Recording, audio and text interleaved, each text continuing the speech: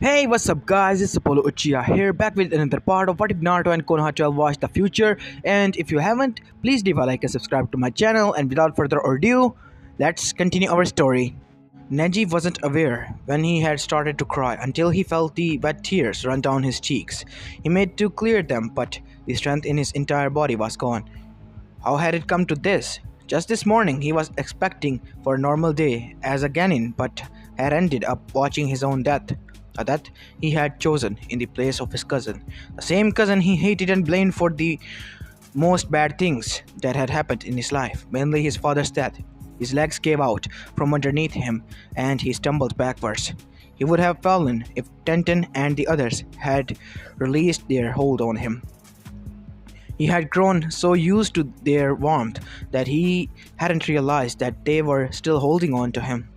Now the crying form the three had returned in earnest, and Neji failed to feel the annoyance he would have in any other situation. Even more surprising was the grim expression he noticed on Naruto's face. The two had never gotten along, and Neji was sure that it was his own attitude that caused it. But here he was, slowly genuine remorse at what the screen had shown on his face. Perhaps it would be best if we took a short break from the viewings, the third suggested, and Neji felt himself nodding along with others absent-mindedly. He tried to make his way back to his seat, but Hinata, in a rare show of resolve, had dragged him over to her spot beside Naruto, and by association, the entire of the team of Kai was as well with them. It was a few minutes after that Kakashi spoke up. The man was monotonic in his delivery, and Neji watched his half absent-mindedly that the man allowed his chakra to flow in the array, lightening the room in a brilliant blue hue before fading once more. Another future was being shown at the screen. Kakashi Hatake, the sixth Hokage of the Leaf Village, once again found himself at his desk. It was the usual place to find the shinobi, as was the same for his predecessor. The job was a taxing one, which was not for the faint of hearts, and it had suited well for the silver-haired man. But an anomaly in the picture was that could easily recognize was the lack of paperwork on his desk. Back with the audience. That is odd. Asuma spoke up. The man's grip on his future baby mother and current girlfriend had tightened. That would only make you appreciate life more, didn't it? Back with the screen. It was a well-known fact that the workload required as the Hokage was far more than any other position of power within a ninja village. So legendary was the task that many were under the assumption that the first Hokage, Hashirama Senju, had built the forest around the village for the sole purpose of supplying a steady streams of paper for the use of Hokage. A bit far-fetched, but yet completely understandable. So why was it that Kakashi had been able to acquire this small amount of refuge, you might ask? Well, it was due to the months of planning and the ability to be in hours and shove all the paperwork on his assistant. Back with the audience. Naruto nodded under his breath. He had not known the man long, but that seemed like something Kakashi would do. Back with the screen. It was totally not an abuse of power. That was Kakashi's stance, and he would stick to it. The lanky man rose from his wild chair and stretched upwards, working out the aching muscles and tense posture he had formed from a day workout. Sparring not a second.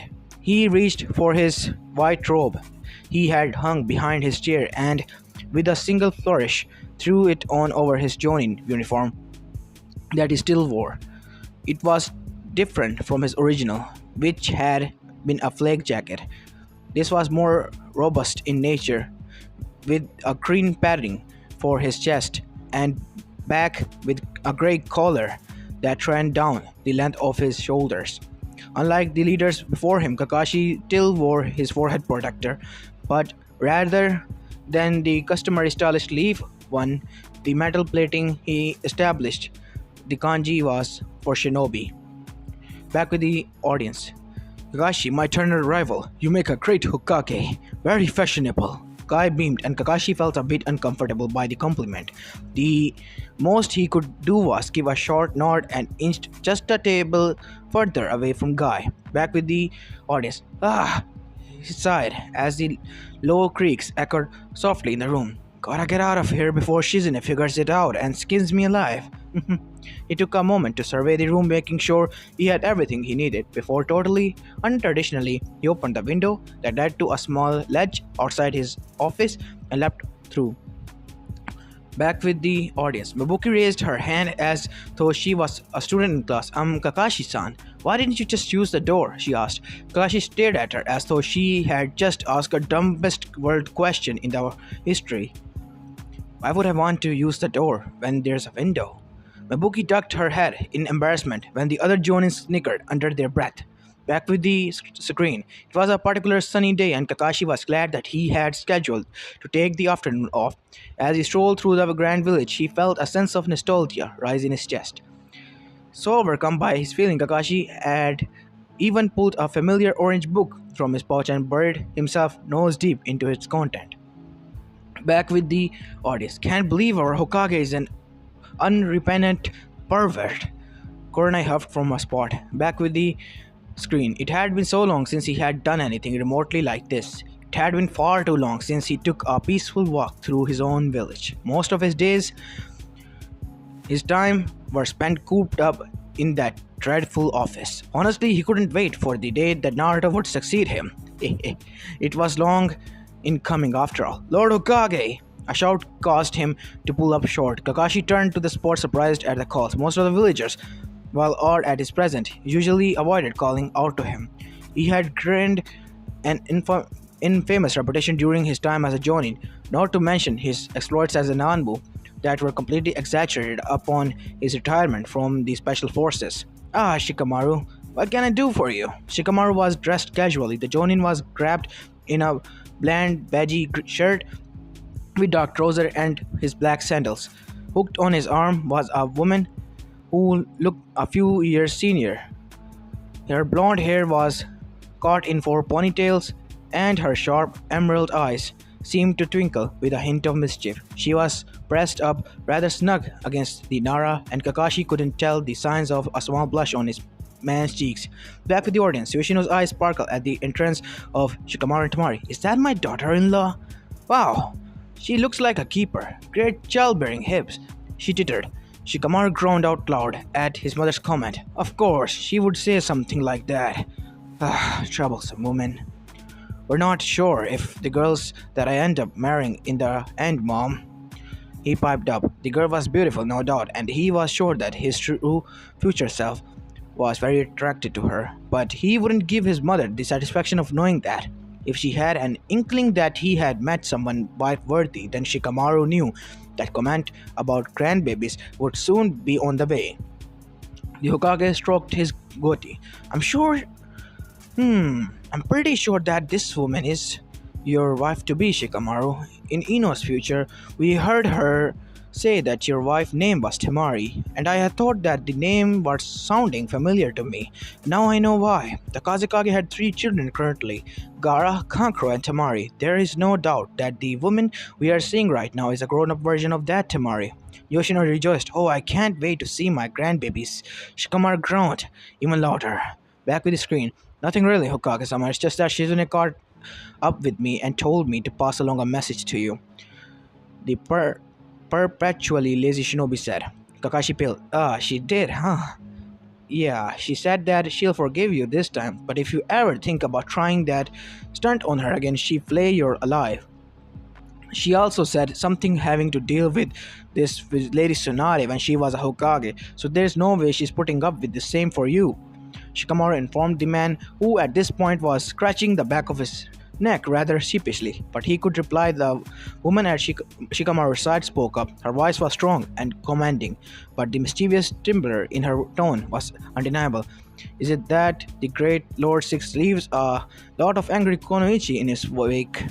The woman teased, and Shikamaru groaned slightly as she raised a coy brow at the man. He was not looking forward to this. Back with the audience, most of the shinobi laughed at the comment, and Kakashi felt put off. I like her. She's a keeper, Shikamaru, Naruto said.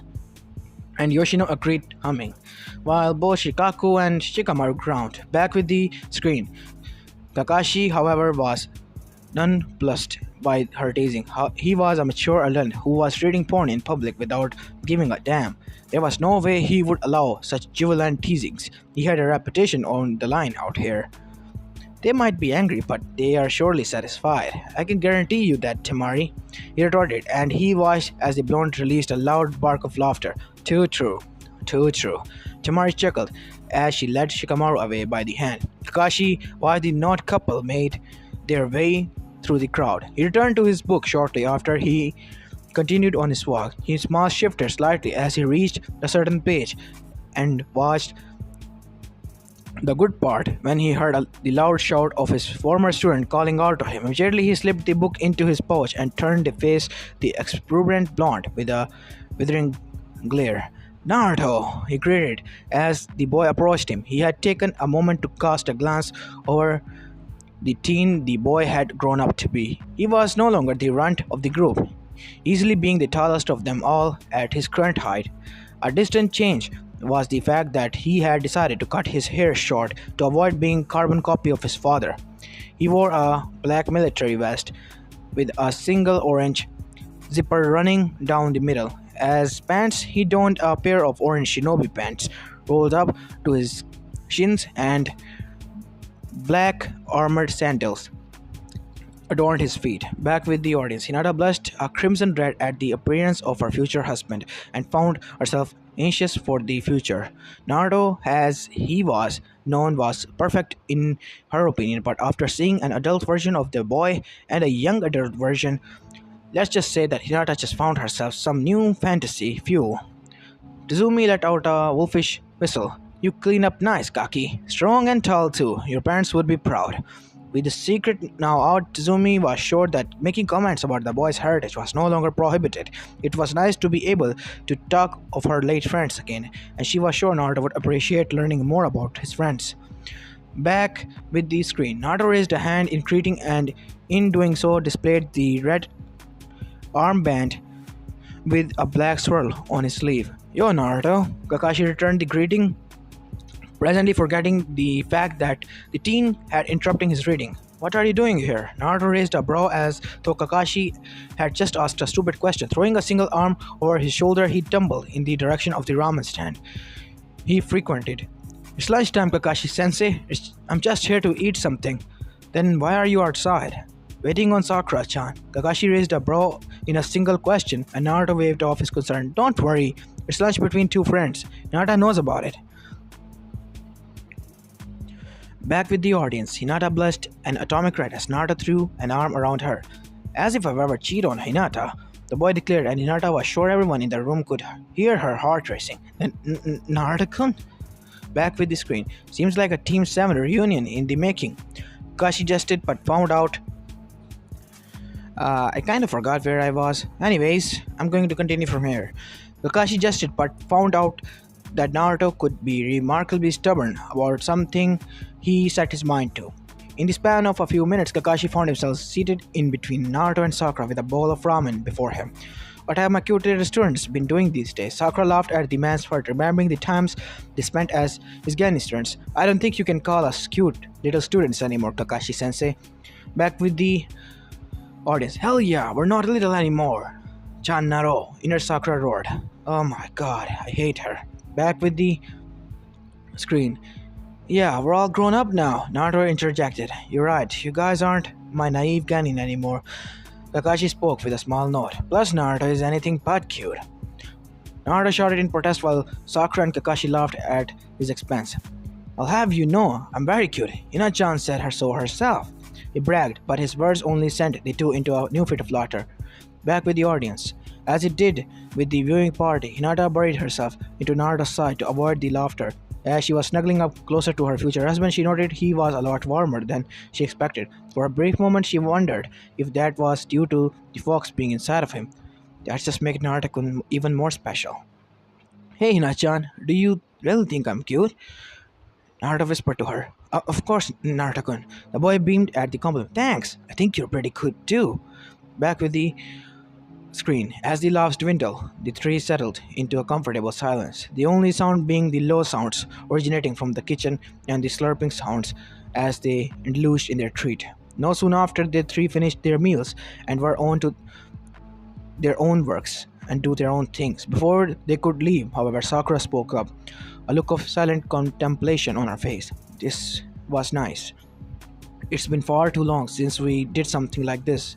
Being together as a team, I mean, the Pinkett explained, but still, the look on her face had yet to recede. You're right, it has been too long, Takashi agreed. Oddly enough, he was the only one of the trio to leave with something a single serving of ramen package to go. Speaking about team, Kakashi sensei, when was the last time you heard of Sasuke? Back with the audience, huh? What about me? Am I on a mission or something? Sasuke spoke. Back with the screen. Her words caused the atmosphere around the trio to still frowning. Kakashi looked towards the sky, wearing a single raven circling overhead. He hasn't checked in for a while now, almost in a whole month. Don't worry, I'm sure he's alright. I know that Sasuke's strong. He can take care of himself. It's just that he's a part of Team 2. It feels wrong to do things like this without him. I know the things he did were wrong, but I just trailed off. She was toeing the ground nervously as she spoke, and Kakashi was reminded that while Sakura had grown from the avid fangirl she once was, Sasuke would always have an effect on her. A hand reached her shoulder, and Sakura was forced to look into the gentle gaze of the sixth Hokage. I know Sakura, but Sasuke had made a lot of bad choices in his life and did things he grew to regret. He's trying to redeem himself in his own eyes. Give him time, and I'm sure he'll return someday. Back with the audience. You guys make it sound like I'm a missing link or something, Sasuke commented. For the first time since his peek into the future, Neji spoke up. Maybe you are.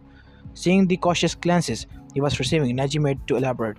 The way they speak of you, it seems as if somehow down in the line you make a bad choice that will ultimately cause you to leave the village. But while you've been cleared of any wrongdoing, you have set yourself on a self-exile, perhaps to gain redemption. That's a lot of info to draw from a few stances of conversation. Sasuke replied, a bit odd from the Yuga detective skills. Neji smirked. My eyes can see everything, Uchiha. He bragged as Sasuke felt like pouting. But as you all know, Uchihas do not pout. They grunt. Back with the screen. With a watery smile and small nod, Sakura returned to her post in the hospital, while Naruto left in search of a training field. Kakashi, however, left in the direction of village gates. With a brief nod to the men at the gates, he left to the boundaries of the village and made a small clearing just south of the walls at a sedative pace. Back with the audience. Where ya going, Kakashi-sensei? Naruto asked, and the man shrugged. Of course he wouldn't have the answer. This hadn't ever happened yet. Back with the screen. Landing from the trees without a sound, he took a second to survey the place and smiled simply, fondly at the figure of the man who was clearly waiting for him. The man was tall, about an inch above Kakashi's stature. His garments were harsh and hard to the skin because of the tattered brown poncho he wore over them, revealing only the light blue pants beneath. His head was wrapped in a blue cloth, with a tuft of ink black hair falling in his face, falling between his eyes. He possessed heterochromatic eyes, while one being black, the other rippled royal purple. Sasuke, Kakashi said, back with the audience. You look like a hobo, Naruto commented, and Sasuke cuffed him upside the head. Hey, don't call Sasuke a hobo, you idiot! Sakura yelled in defense of the man of her dreams and was frightened by the smoldering glare Sasuke sent her direction. He might end up marrying the girl in the future, but future Sakura and this girl were entirely two different persons. The sooner she realized that, the better. Plus, Sasuke had not forgotten where she stood on the matter of Naruto and the QB. If she was gonna hate Naruto, then Sasuke was sure he wanted nothing to do with her, not even in the future. Back with the screen. The man responded to the name with a low grunt, making his way over Kakashi. Without a word, he slipped his hands into his poncho and produced a scroll, which he handed off to the Kakashi. The Hokage hardly spared the document a second glance before locking eyes with the shinobi once again. She misses you, you know. I don't know how long you plan to have her wait, but I can guarantee you, she won't wait for much longer. Maybe it's time for you to come back, after all. Back with the screen. With the way she's acting now, Maybe never, Sasuke thought. Back with the screen, Sasuke made no indication that he heard, but Kakashi was sure he did. He might have tried to hide it, but Kakashi could clearly see the thoughts whirling around in the back. Sasuke made to leave, but Kakashi stopped with a word, "Here." He offered the small bento he had in hand, a little something from Team 7. The Uchiha took the box under his gaze for a few moments before he accepted it. "Thanks, and I'll think about it." A blink and he was gone. Kakashi lingered for a few moments before making his way back to the village. "You guys may not be the cute little Genins you once were, but you'll always be my students."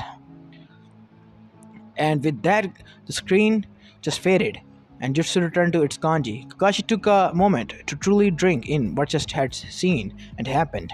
The implications he could draw from the sneak peek in the future was enough to draw the gray-haired shinobi to a halt.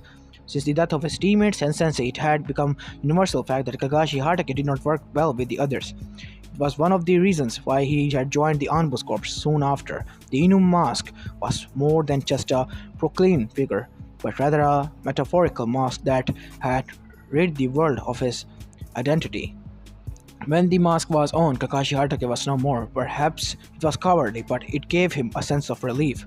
There in the Anbu corpse, he was no longer the son of the White Fang, student of the Fourth, nor the child prodigy he was hailed to be. No, there he only was simply known as Anbu, Inu. Kakashi knew he wasn't the most social person. He had many acquaintances and comrades, but the only person he could call a true friend was Might Guy. But even that bond was solely attributed to the fact that Guy was a stubborn son of a bitch who wouldn't take no for an answer. Saying that Kakashi was someone with a boatload of friends was like saying that Orochimaru wasn't a pedophile. But then here he was, watching his future self willingly make an effort to further his relationship with his students, even going as far as to office relationship advices. Honestly, he wasn't sure which was more surprising, this or the fact that he had been the named Sixth Hokage. For God's sake, make no mistake, Kakashi had been resigned to the fact that he was enlisted as a squad instructor. He would have simply failed the team like he had done the myriads before them. But with the likes of Sasuke Uchiha and Naruto Uzumaki on the roster, there would be no escaping the fate. But at the same time, felt that he gave them bare minimum requirement effort that all would be well. But somehow along the line, he had somehow grown to actually care about the getting time he was in charge of. "Okage-sama, I believe it would be prudent for us to take a break at this moment." He spoke up and was relieved to see the man nod in acceptance. Kakashi needed a moment to gather his thoughts at this point.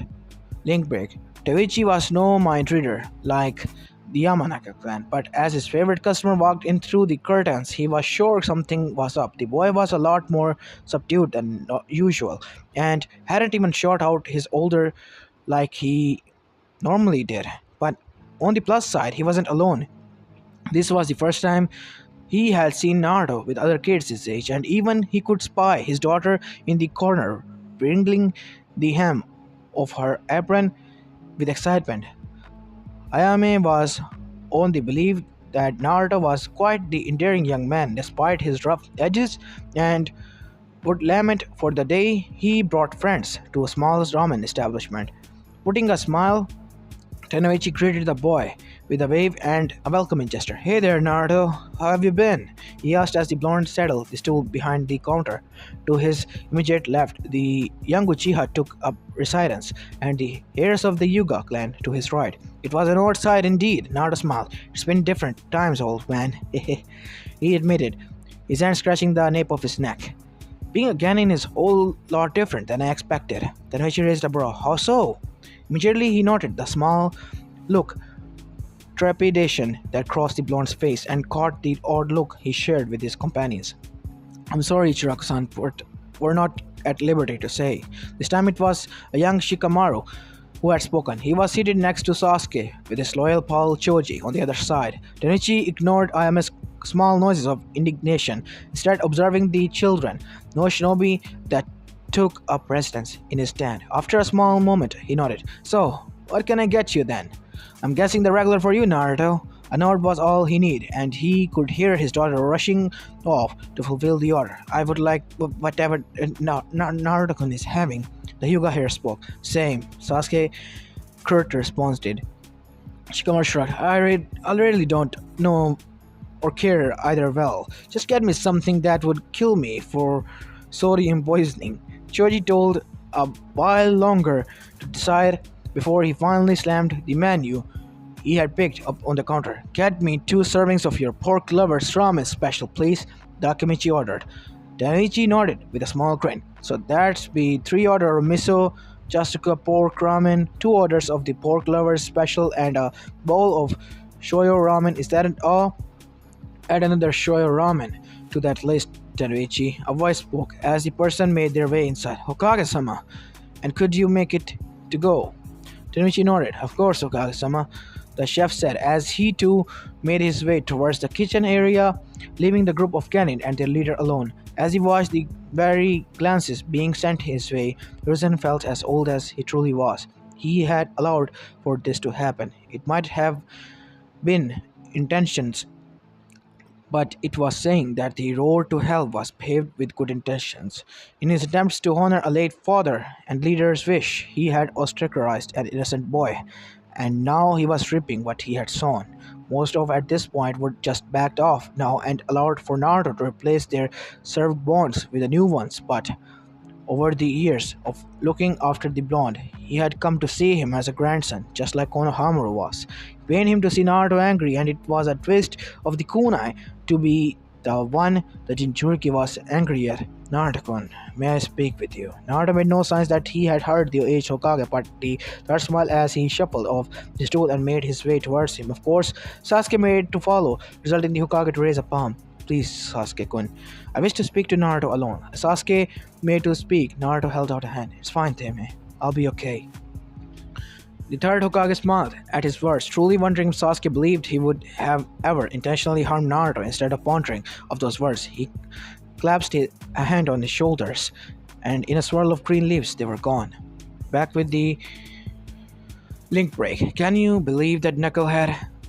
Sakura sat beside her former love rival and childhood friend as she ranted on the topic that the one was none other than Naruto Uzumaki. The pink cat of the Team 7 munched listlessly on the sandwich in her hand as she thought over what she had seen so far. On one hand, she had married her first crush and the boy who was undoubtedly the love of her life. Sasuke Uchiha was everything per teen wanted in a boyfriend. He was mysterious, cool, and strong. He had finished at the top of the year and was just so handsome, it was her dream come true. But on the other hand, she had just learned the fact that the annoying blonde was used to consistently hound her for dates was the container of their village's worst nightmare. To think that the nine-tailed fox was so close to her all this time, she just shuddered to think of the implications. Yet, what was the doubt in her mind? It was simple, right? Naruto contained that fox, so that means Naruto was evil. He's my comrade and a fellow ninja from the Hidden Leaf Village. He's the same person that he was an hour ago, and he's the same person that he was a day ago. His name is Naruto Uzumaki. He's my friend. Yet Shikamaru's words were still ringing in her ears. Was this lazy Naruto right? Was Naruto just a comrade? Looking back at the years she was known, the whiskered-faced Kenin, she realized that the answer came a lot sooner than she had expected. Yes, he was. He was right. She mumbled, and Ino, being right beside her, heard what she said. Eh, Sakura? Who was right? Shikamaru. He was right about Naruto. She explained. What are you talking about? Next time, don't tell me he used some sort of mind control on you too. He's the QB. He can't be trusted. Sakura laughed. It was a sad tone, with a hint of bitterness. If he was so evil, do you really think that Hokage would have allowed him to live in the village? Well, no. Here's the Pinkestrid, and if he wanted to hurt us, wouldn't he had done it already? I mean, he had a lot of chances with us being in the same class. Yet the most evil thing I ever seen him do was when he put itching powder in Iruka Sensei's pants. Frowned, not liking the implication. I guess not, she admitted. But what about the QB? He still had it inside of him. Sakura shook off her head. The QB and Naruto are two different things. They're not the same, don't you get it, Ino? Ino paused, a look of hesitation on her face. So, Naruto isn't evil? Sakura giggled. No, silly, he's not. Without any doubt. He's annoying, I give you that, but he isn't evil. Link break. Naruto fell to a slump atop the head of the fourth Hokage, while the third simply stood behind him. Neither spoke, content to simply reveal in the moment peace. The wind picked up, causing Naruto's blonde spiky to sway in the breeze while the Hokage's cloak fluttered softly. Your father was an orphan that was brought to this village when he was young. I don't really know much about him or his life prior to that, but I am aware that during his time at the Ninja Academy, he was quite an excellent student. Naruto made no sound as Hiruzen spoke. His eyes were closed and his fists were clenched in a tight grip. Your mother, on the other hand, was from the hidden village in the Eddies. It was her clan's home, your clan's home. She was moved here so that she could become the next Jinchuriki. When the one before her died, she had bright red hair and violent eyes. She was a lot like you, and she would shout Tatebane whenever she got excited. Hiruzen chuckled, remembering the memory of Kushina. Naruto let out a strangled sob, but Hiruzen pretended to not have heard. He showed how truly starved of affection the boy was, and the third Hokage would not speak out about it, content to let him have a moment. They fell in love when they were teenagers. The war was just beginning to pick up, and the Cloud Village decided to try and kidnap her because of her clan's chakra. Your father was the first to notice, and she was missing, and had rushed off to save her, single-handedly beating up the entire Cloud team. Since then, the two were inseparable. Why didn't you tell me before? Hiruzen winced at the tone. It sounded so defeated and weak that he would not have believed it belonged to Naruto if he hadn't seen the boy speak. I was a fool. When they died, Naruto, the village was in turmoil. If person were to know that you were their son, I feared you would not have been able to live to see the next sunrise. Your father may have been a hero to the Leaf, but to other villages, he was the boogeyman, as you might add. If the word had gotten out that his son was still alive and vulnerable, there's no doubt assassins in the multiple would be sent at your crib. Not to mention the fact that your Jinchuriki status, there were many, both home and abroad, who would no doubt try to use you to their own agenda. I did what I had thought was best. If you were seen to the public as only an orphan, then the threat of foreign assassination attempts would be gone. Had stricken all connection to your father off the record so that you would be able to live a normal as a childhood as possible. I'm sorry to say that I'm failed you, Naruto. Naruto said nothing in return, allowing the words to sink in. He rose slowly to his feet, looking over the village. As he did, the scent of the forest and surrounding the village was fresh. Did they love me? To their dying breaths, Naruto. They did. Suddenly, the boy slipped his hands into his pouch and drew a kunai. Without hesitation, he stabbed the tool into the back of his right palm, allowing the trickle of the blood down his hand. Then I swear on my parents' legacy, I'll become the Hokage that surpasses all other Hokages. That's a promise. Tebayo. The third chuckled softly. He had already seen the boy become Hokage, but even if he hadn't, the raw conviction in his tone was enough to convince him otherwise. I'm sure you will, Naruto. I'm sure you will. As this is where I'm going to be leaving this part of, guys. I hope you like this one, and if you do, please leave a like and subscribe to my channel. And this is Apollo Uchiha, and I'm signing out. Peace.